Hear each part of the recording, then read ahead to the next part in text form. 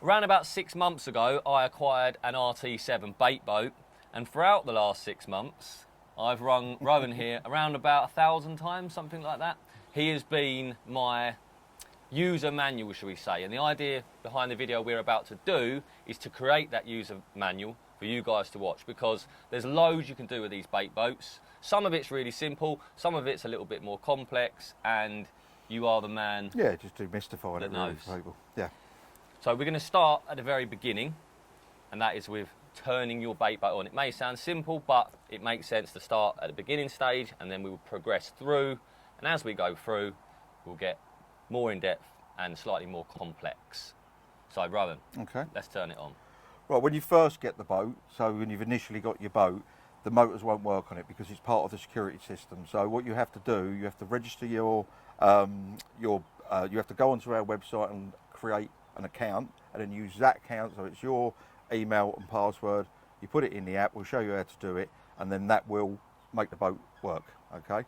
And that's on a 30-day timer, which you can set to 60-day or 90-day, so it's a good security feature, yeah. So obviously not everyone's using it like yourself, you're using it all the time, which is cool. So if you're using it, you know, once or twice every 2 or 3 months, the boat will turn itself off. So if you put it away in your shed and then some little rascal comes around and nicks it, then it won't work, basically. So they've just got a really posh doorstop, you know, so which is a really cool feature. But so you can extend that to 60-day or 90-day, like for yourself, where you're fishing continuously. You don't want to have to keep logging in and logging out and all that sort of thing. So, but yeah, for turning the boat on, there's no sequence with the all-in-one controller or the boat. So you just turn the boat on at the front. Turn it on using the button at the front, and as I do so, the lights should flash, and you can see that there on the side. So that's the boat turned on. We're now going to turn the controller on. Okay, it's just the one button under here. It turns the controller on and the tablet on all in one. So there's a little button there, press about 3 seconds, let go, and then you can see it. The 4 little lights on there, so you've got 100%, 75, 50, and then obviously 25, so you charge it. Right, so the handset is now turned on, and Rowan has just mentioned the 4 white lights on the top left of the screen. Now, it is important that they are on. If the lights aren't on, it's not going to work. And I've come a little bit unstuck with this because there are, at the base of the controller, there are 2 power buttons. There's also a USB-C charging port. But explain to people why not pressing the wrong buttons along the bottom there is important. Well, you need to turn the all-in-one controller on, because if you're used to sort of the RT4 V4 with a transmitter box or a V3, you know that's the link between the tablet and the app and the boat itself. So not only is this obviously the handset, but it's also the transmitter box. So if that's not turned on, it will not communicate with obviously the controls on the joysticks and that sort of thing, or within the app. So that the lights have got to be on, which then you know that transmitter box, all-in-one controller is on.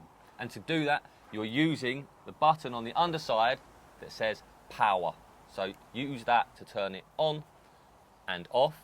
And then the second button in the centre, on the base of the tablet, when would you use that? You've got one for the tablet. I mean, if you, like I said to you on the phone before, if you turn that off without the controller, they sort of get out a little bit out of sync. So the only time you'd really use that power button is, you know, like yourself with your phone, the display will go. So you just touch that again, and it'll bring the display back to life. If you don't touch the controller, that can time out, can't it? Yeah, you can set it to like 30 minutes or something like that maximum. But yeah, so you just bring it back to life with just touching that button under there. So in a nutshell, to power your handset on and off, use the button that says power on it. Yeah, that'll turn everything on and off altogether. Okay, so the handset is now on. So shall we fire it up? Okay, so now it's all on. We press this little icon here, which is the V4 app.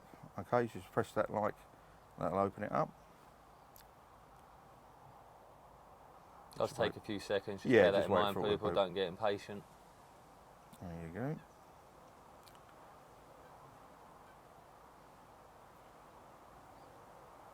That's okay, and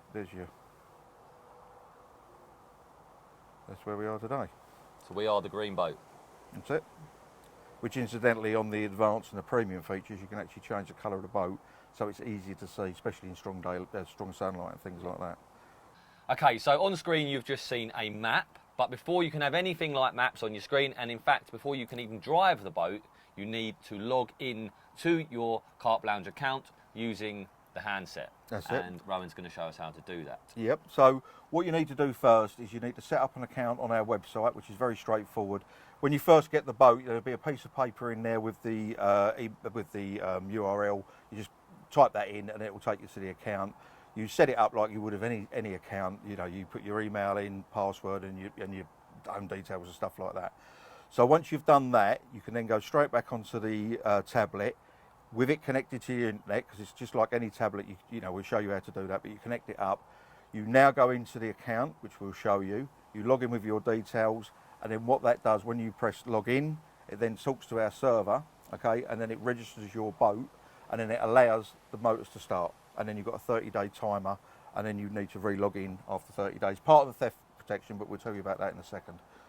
So let's go to the login. Okay. So you touch these three bars at the top right-hand corner, which take you into your settings. Okay. Then you go into your account, but first of all, the tablet does need to be connected to the internet. So we'll show you how to do that quickly. It's very straightforward, like any tablet. So you put your finger on the top, pull down. You pull down again, and you've got your little cogwheel there for the settings. Okay, open it up, go into your network. Okay, now obviously if you're at home, it's always best to do these things at home, because obviously you've got a lot better connection, a lot quicker connection and stuff like that. But you can do it at the lake if you've got a half decent connection. So you'll go into your Wi-Fi.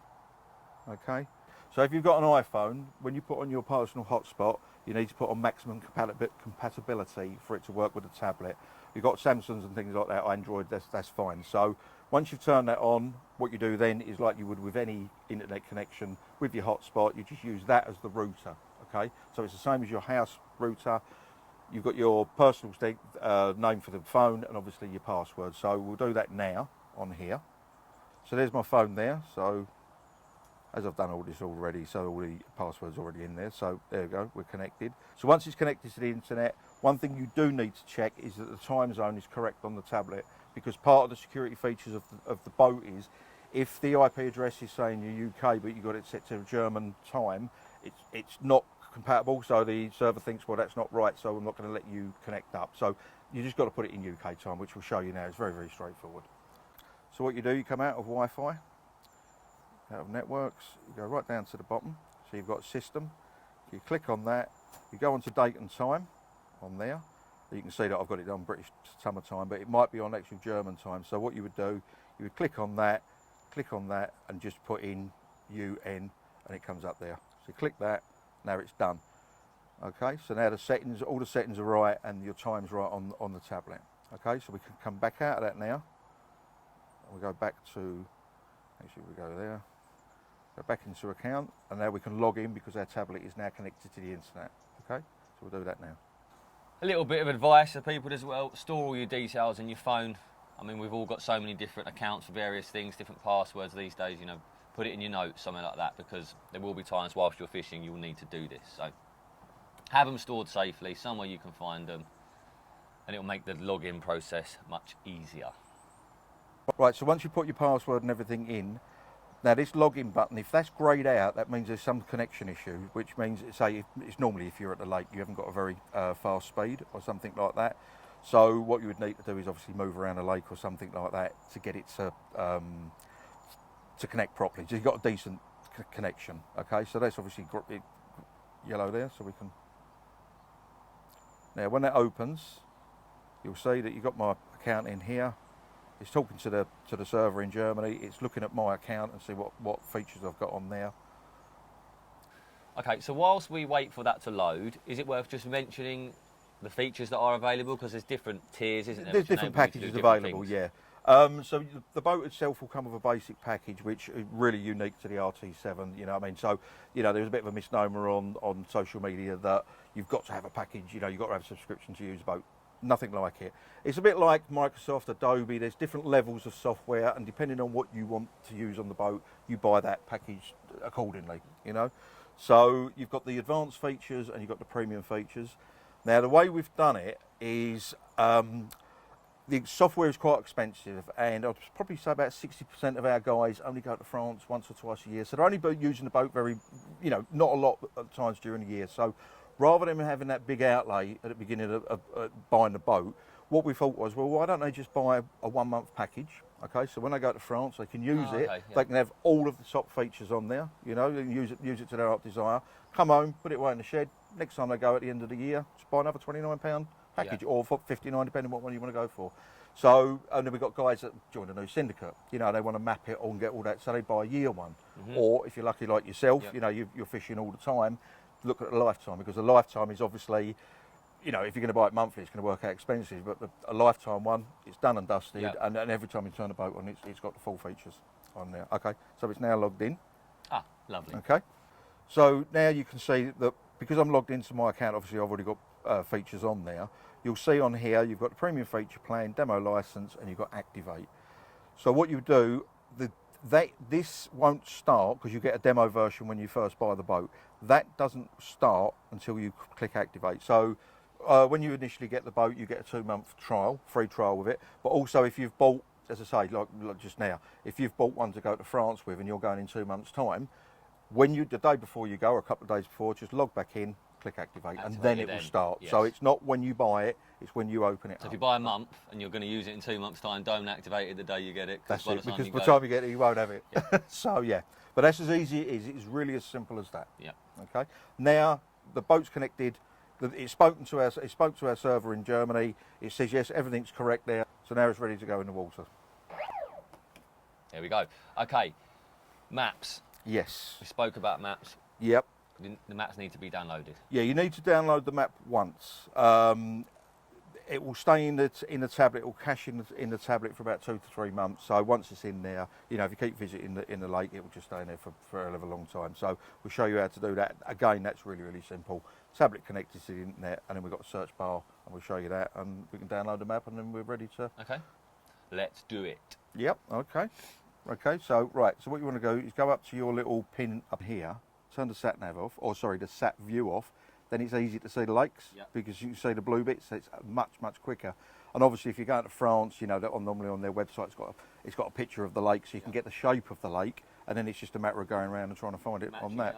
Yeah, and that's it. And it's really, really simple. So once you've got this, really important thing, obviously put the sat view back on.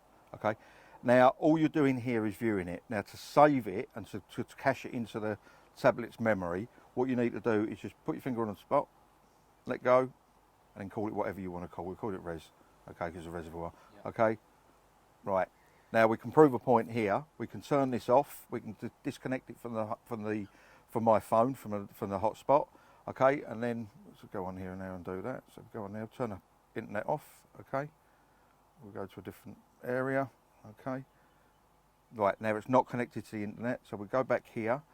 Go into the flag, which is where you save your points. Okay, there you go, there's res. Click on there, show on map.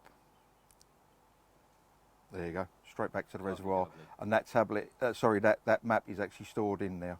Okay, now when you're at the lake, you don't need to do what I just did there. So when you get to your lake in France, what you'd normally do, you turn the boat on a handset, and because that's got a GPS in it, it knows where it is, and the tablet has already got the map stored in there, so it'll automatically come up. Yep. Okay, but again, if you have forgotten to do it because we're all rushing around trying to get ready to go. I'm that person. Well, I think you are, because you phoned me up enough time.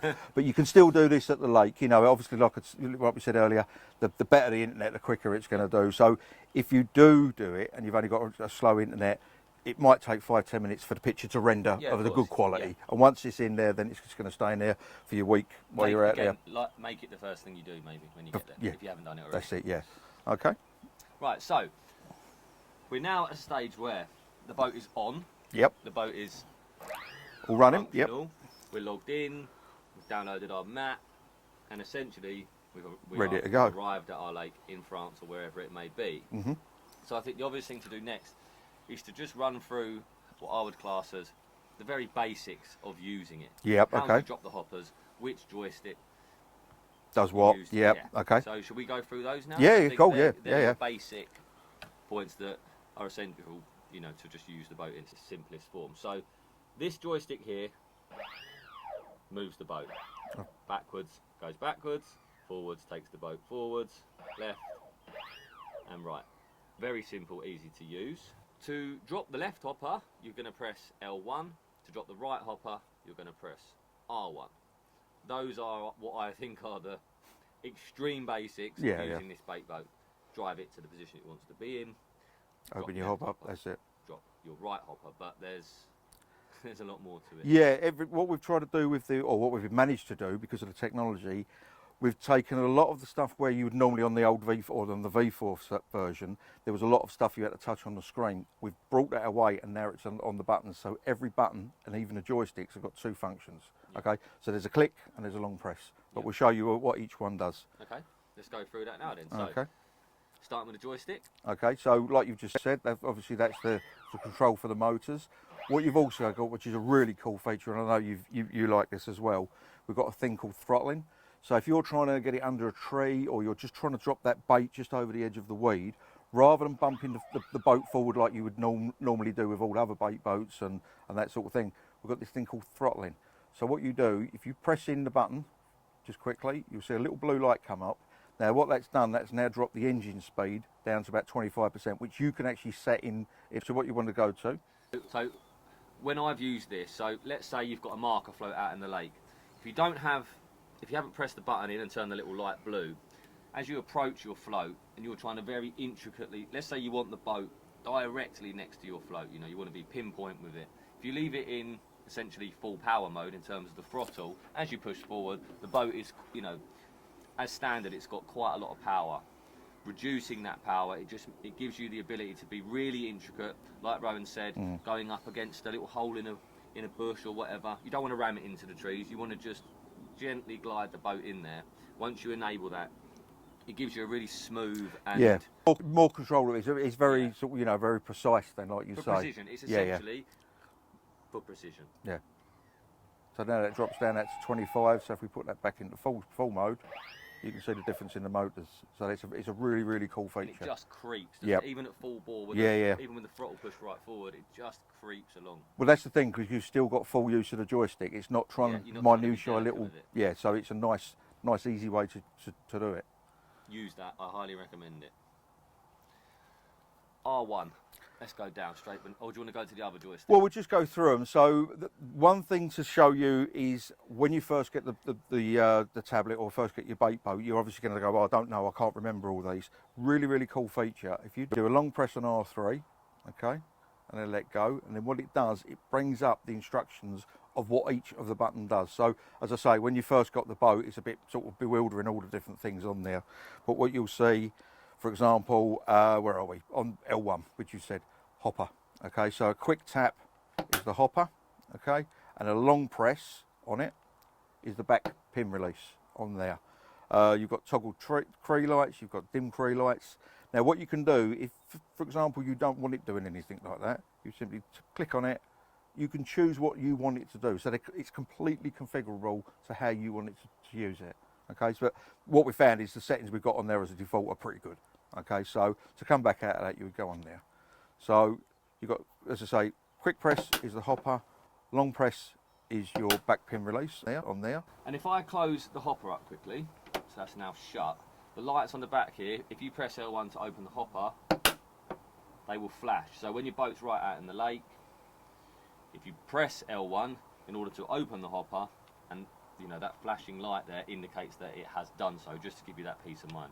So let's now look at the waypoint. So how to set a home point, how to mark a spot out in the lake that you can return to, how to use the GPS so that it will drive back and forth for you. Okay, I think that would be a nice place to go next. Okay. Because again, there's quite a lot involved in that. There's lots of different options. Yeah, it's very straightforward. So it's really easy to show you, and you know we can also show you how to do a repeatable route. So if if you've got a rod that's going, you know, and it's 3 o'clock in the morning, and you want to get it back out there, it's just a matter of going press 2 buttons and send the boat straight back out to it. So it's all cool. You know, you can set it up exactly how you'd like to do it. So okay, we'll show you how to drop a spot. Yeah, let's do that. So let's drop a spot out in the lake. Okay, so what you would do, there's a few different ways of doing this. You can do this by, you know, you might say, well, there's a fish that keeps topping out over there and I want to send the boat out to mark that position. So what you can do, rudimentarily, you can just put your finger on the spot, where you want to drop the spot, do a little press, save the point. You can call it what you want, call it fish or whatever.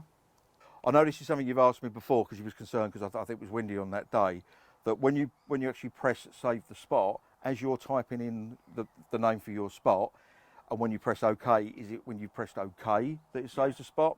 It's not. It's as soon as you press that button, it's saved that longitude and latitude. So it doesn't matter how long it takes you Yeah, to. that was a fear. I Yeah, didn't know. yeah. As I pressed it and the boat drifted, was it storing it once you press save? Yeah, or yeah. once you press the button initially? But Yeah, no, it's always, as soon as you press that button, don't worry, that's the longitude, latitude saved. yeah. Okay.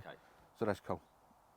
And something else I remember you telling me I could do when I was out in France was, if I tap that button, rather than the save boat position, which I just did there by accident, you could press the save tablet position there, and just cancel that. But what that enabled me to do was take my handset into my big boat. When I go abroad, I take an actual rowing boat. Say you drive 250 metres out into the lake, you're dropping H blocks, that kind of stuff. When you bait an area, say by boat, it's much easier to put 20 kilos of bait out from a big boat.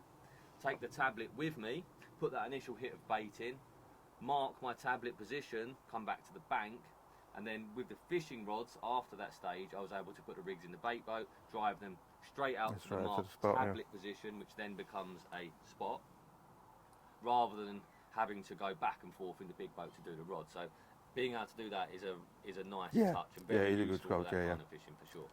Right, another feature, and like I said before, you know, in the manual, it tells you what most of these do, and a long press on R3 is going to bring up all of what everything does. Okay, so you've got all your buttons. You can flick through the echo settings, which is nice. So you can go from the sonar to the down scan to the 50/50. If you've got 3D real vision, it goes onto that as well. So you can reduce the lights, the app brightness, Cree lights. You can turn them on. So pretty much anything you could have done previously off touching the screen, as I say, we've now put on all of these buttons, all of them on there. So, but one really nice feature on the RT7 is the save the home spot.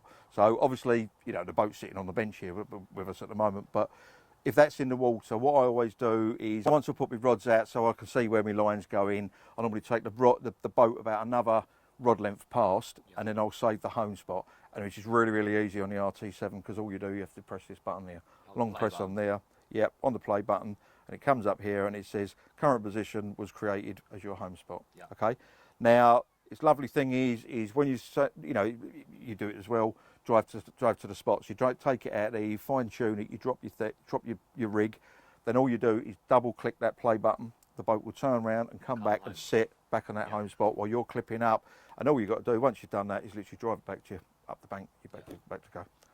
So it's a really, really nice feature of the RT7. And important, like you say, to do the boat out in the lake. If you set the home point to the bank, yes, don't pay attention to the boat on its way back in, it's going to try and drive back onto the bank. It's going to crash into your rods, go through your lines. Well, that's the other thing, yeah. If you can set it too close to in the lake.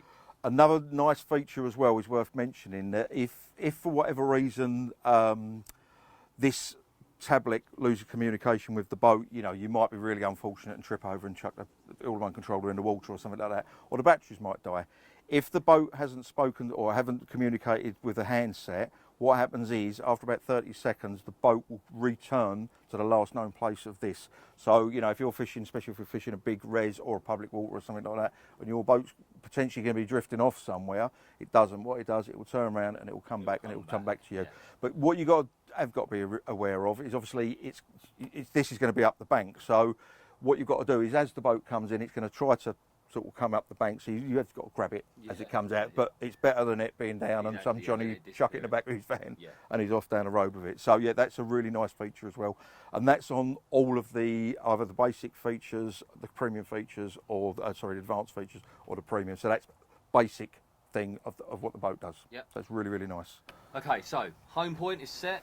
Tablet position, we know how to do that. We know how to mark a spot. I think the next thing to go into is the autopilot, because that was a lot easier to use than I thought it was going to be. Okay, well, it's very straightforward. So, you know, for example, let's use fish. So you just click on there, and you've got the option of drive here or drive into an action. So if you just click on drive here, autopilot, as soon as it's got its fix, and then it's off. Okay, so once the boat reaches the spot, yep, you can either use the handset to trigger your hoppers, which is how I would do it personally.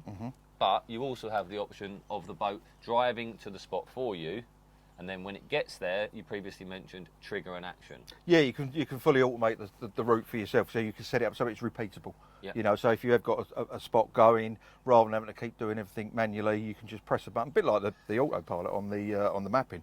It takes it over for you. It does everything, comes back and sits up, while you sits back while you're clipping up, and then you just drive it back in, and it's done. And that can quite literally drive to the spot for you. Yep. Drop your left hopper with your rig in for you. Yep. Then drop the right hopper for you. Anything the boat can do, you can configure. Yeah, and then tell it to drive home And then you straight can tell after it to it's come done. back. Yep, that's it. So if you want to open the pin releases on the back, which is more for like predator fishing, because with the live bait they can hook it through the back there. So it's not just carp fishing. It goes So right whatever through you're the able to do using the remote yourself, you're also able to use it during the trigger and action function. Yeah. Okay, so let's just go into that trigger and action function. So drive here and trigger and action. And it's down here, yeah? That's it. So anything the boat can do is selectable on the bottom. You'll see the spirals and spreaders are not on there at the moment because they're greyed out because they're not plugged in. Because it's a CAN bus system, as soon as you plug them in, they'll become live and you can be able to choose them. But for now, it's just choose the hoppers. Okay, so you can click on there. You can open your left, your right, or both at the same time if you want. So you just click on whatever one you want to do, press OK. Now you've got approach normally and approach drop and stop. Approach normally is what it says, so it's going to go there full speed, and then as soon as it gets to the spot, it'll open the hopper.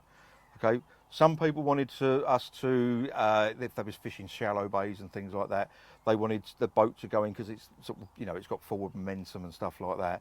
They wanted to be able to get to the spot and then have a delay and then open up the open up the hoppers. So what you can do there, you can click on here, okay, and now you've got what's going to happen is the boat's going to go over there. It's going to get to the spot, and it waits about 2 or 3 seconds, then it'll open the hopper. So it gives the time for the boat to actually stop rather than having a bit of forward momentum. Okay.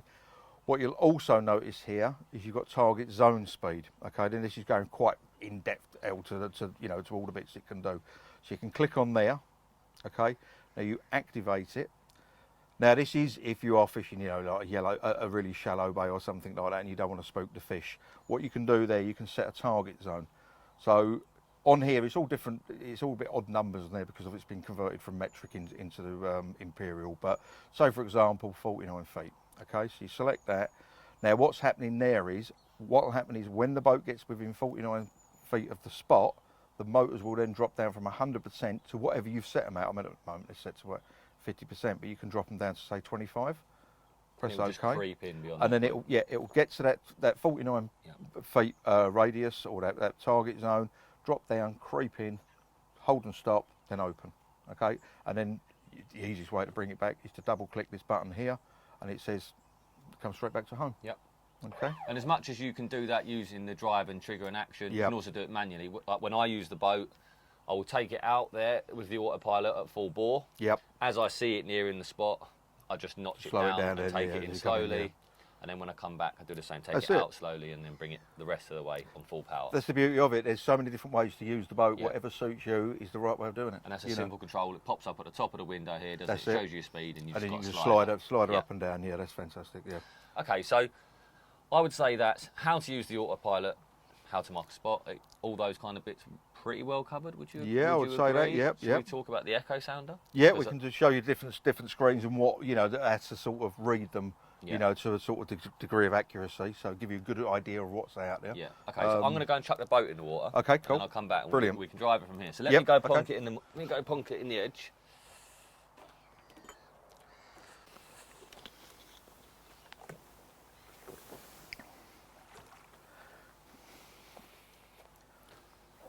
Right, so we've created a route with the boat here. You'll see the boat will follow these red lines, but let's look at the echo sounder. So that's your echo down in the bottom corner. Tap that little button, it'll make the screen bigger.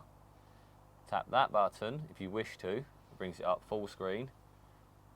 You can go back like that, or you can press R3.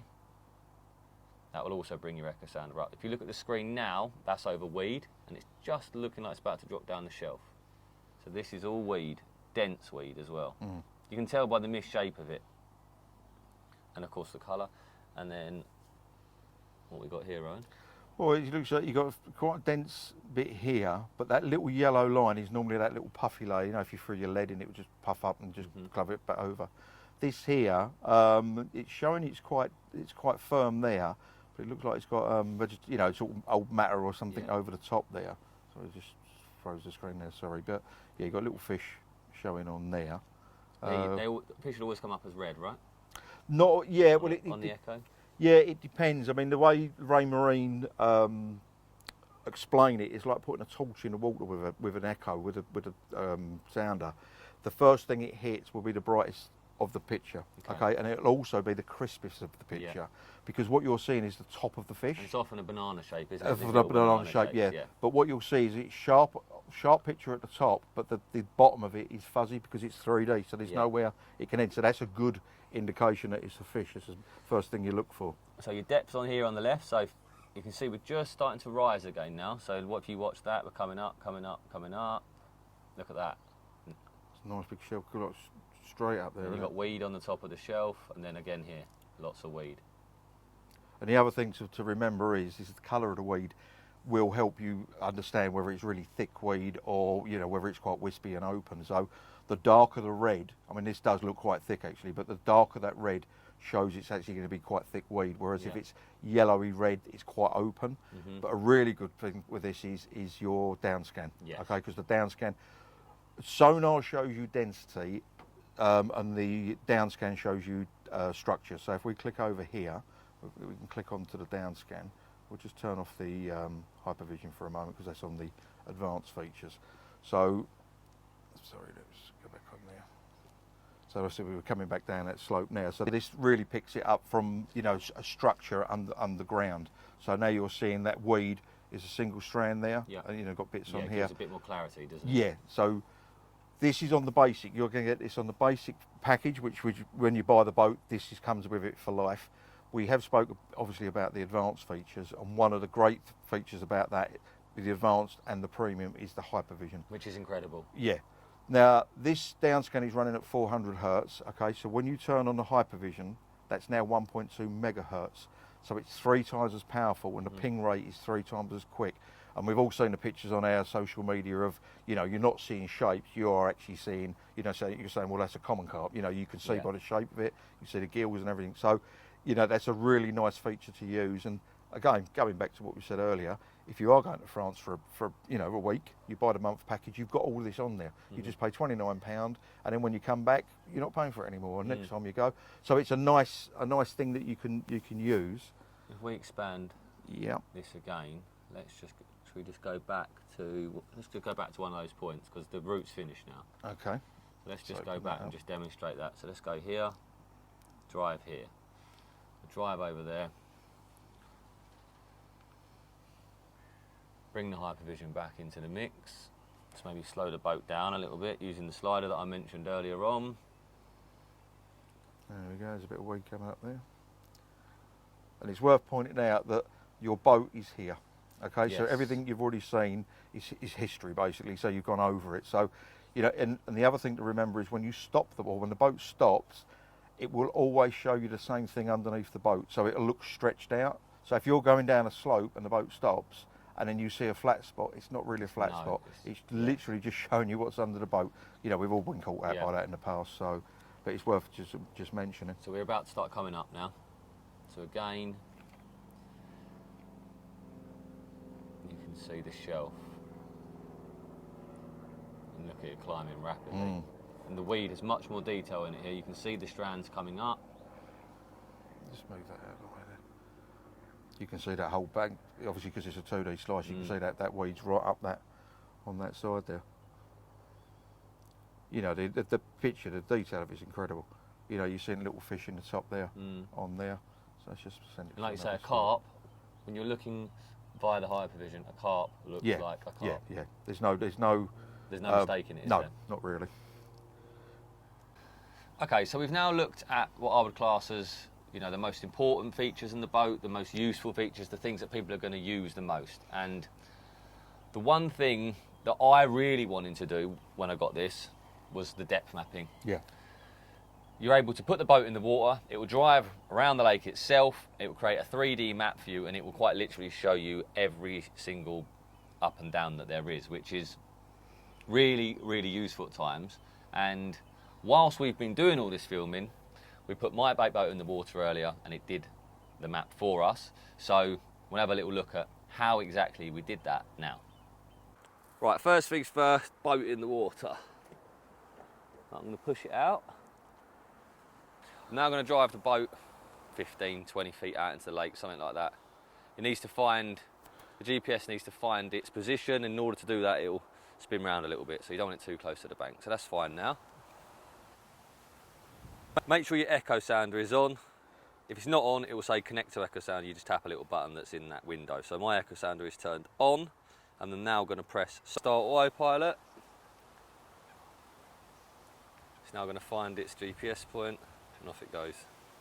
Right, so my boat is the little green boat there. It's going to go to waypoint 1 and then work its way through them all. Like we say, this will take a little while. Just leave it out in the water, let it do its thing. It's going to go to number 1, number 2 and so on. It will take a little while, as we've already mentioned, but on top of the screen here you will see that it says time left 33 minutes. It tells you the speed of the boat, what your progress status is, and if it's recording. So recording, yes, progress 3%, speed around about 3 feet a second, time left 33 minutes. So in 33 minutes time, that should be job done. And what you'll end up with is an extremely detailed and extremely useful map of the swim in front of you, showing you all the ups and downs, the topography of the lake. You know, this is really, really valuable information. But in order to get that, there's a couple of things you must do. Now, on the back of the controller here is an aerial, often mistaken for a flap or a stand. It is not one of those. You must not have this in this position.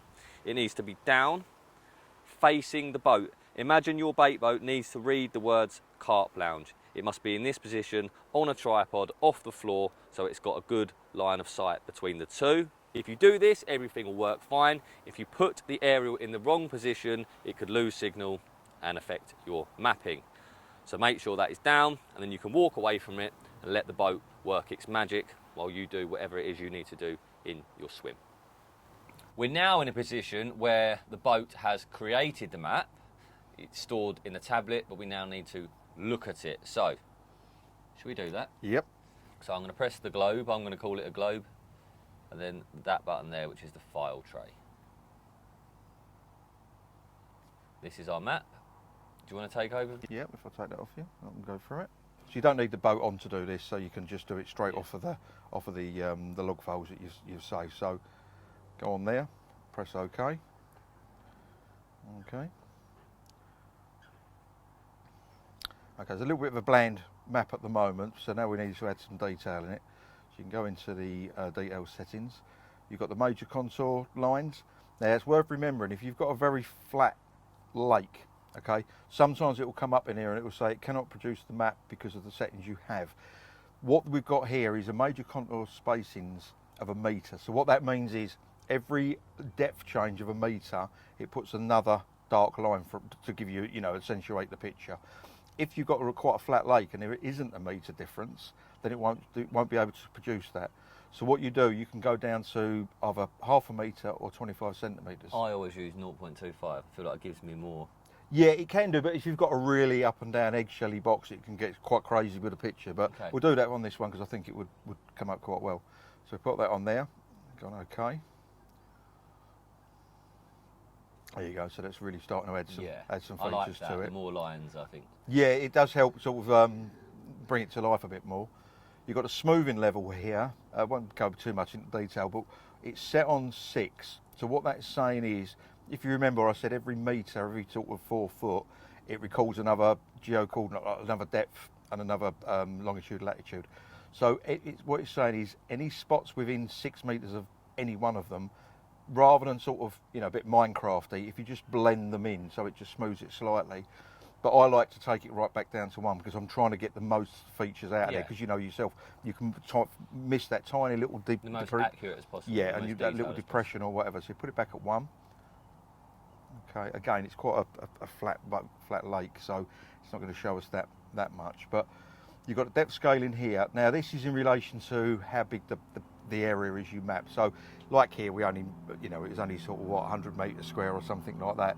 So you don't want to drag this depth scaling all the way up. But if you've done like a big map and you've joined it together and you've got a couple of acres, you'll bring that up. So obviously to go in relation to the size of the actual map you're producing. So if we just bring that up a little bit, and it will start adding a bit of 3D detail to it. Okay, so you can see now there's a bit of a depression on that. Okay, so what we do now, we go back into general. You've got to give the depth map a name, so we call it mirror. Okay, press on there, press on add depth map, and it'll actually overlay it on the lake map for you. Yeah, okay? within the Google map. Within the Google map or the map box. The map box will stay on the tablet for about 2 to 3 months. If you use Google, what you've got to be aware of is you need to keep loading the map every single time you turn a tablet on and off. That's why we've gone to an offline map, because 90% of the time it's a lot better picture, and it will cache in your tablet for about 2 to 3 months, so you're not forever, you know, uploading Esri's lake one maps. I use. Esri, the map box. Yeah, that's a really good one. Really good. And there we go. So I've fished here at Ashbury Mere over the years, and this is replicating exactly kind of what I always imagined it would. This is your shallow ground in the red. On here is your depth meter, isn't it? We should point that out. Yeah, so that's it. Yeah. So you got your red there is 10 foot, and then obviously it goes down to 20 foot for your pink or whatever you want to call that colour. And you can just see the shelf there. You can see the shallow area and it just dropping into deep water. You can actually join maps up, can't you? So you can create several maps and join them, but you can also share the maps with friends. So if your friend's fishing next door, he maps his swim, you map yours, you can share the maps. Exactly that, and just make a bigger map. So I'll show you a way of doing it that you know that you're going to overlay the data. So when they mesh together, you know you've got, you know, a continuation to a bigger map. We call them polylines. So what you've got here, you've got this little squiggly line. When you turn that on there, click on that, you can see all these lines on there. If I get rid of the map behind it, it'll actually make it easier to see. Okay. So now, the next time, say you know your pal's fishing this side, when he creates his map, what he wants to do is click on here, okay, and it'll go 1, 2. As long as they overlap slightly, okay, like that. Let's get rid of that. Like that. Now, put the horizontal and vertical. So this is him doing his one. We've already done this early, so we know what we're doing there. Okay. Create raster.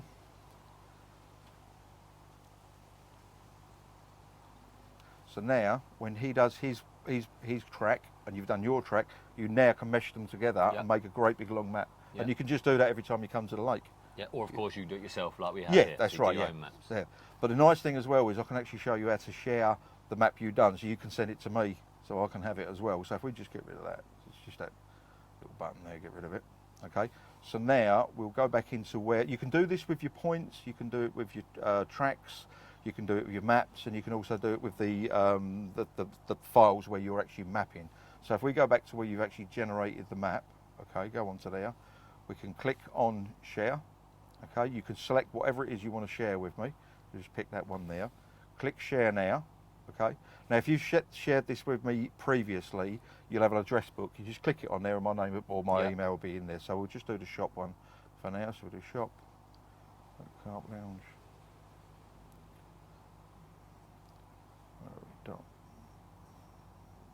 Okay, and then you just press OK. That's it.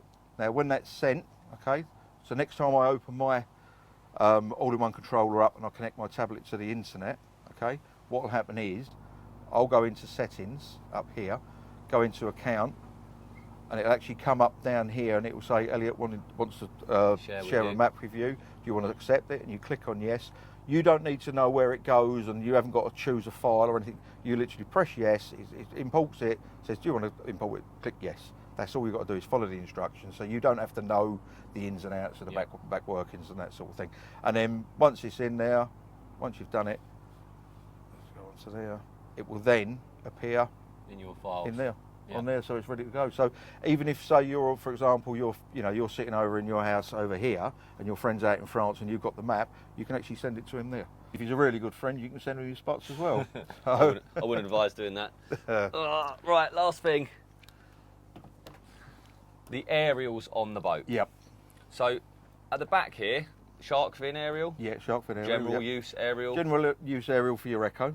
Okay. And then at the front. The front's for the autopilot. Okay, so what you'll notice the difference is the front one's a screw-on aerial and it's got the silver bottom. Yep. Okay, because we do, as you know, we do the long-range aerial for the Echo. So if you're fishing 250, 300 metres, or even if you're getting drop out on the Echo because you know you might have power lines and things like that, what we've got here, we also supply this. As you know, this one pops off, and then you've got the long-range aerial. They come with all RT7s, and that just pops on. So if you are getting any drop out, or say you know you are fishing much longer distances, you're going to get a lot better reception with the long range aerial. Yeah. But the difference is, say that one screws on, and this one pushes on. Yeah. Okay. And you do have the option of a. Yes, we've got a little mini aerial there, which is an extra. So you can go down to, for the people that like it to look discreet. Yeah, nice and sexy. So you've got a little one at the back now, little discreet shark fin, and if you remove the one at the front as well by unscrewing it. And then you've got the little sexy. I call this the nugget aerial. So you're going to get about 180, 200 yards out of the little short aerial, which is actually an optional extra. So you get the two. So you get these two and the shark fin with the boat as standard. Yep. And in a nutshell, the shark fin and the little one at the front here, you know, you're safe from, say, at your feet to 200 yards. Yeah. Go beyond that and you're probably better off switching to them, yeah. the two long range aerials. Well, there we go. I feel like we've given a pretty good overview of most maybe, but not all of the features the boat has. And of course, if you do have any other questions, you know, if you want to go even deeper into the world of the RT7, then you can ring Rowan at any time, like I do. Either give us a ring or drop us an email at shop@carplounge.co.uk, and we're more than happy to give you any help and assistance we can. And me still. And you, yes. Good. I might block your number.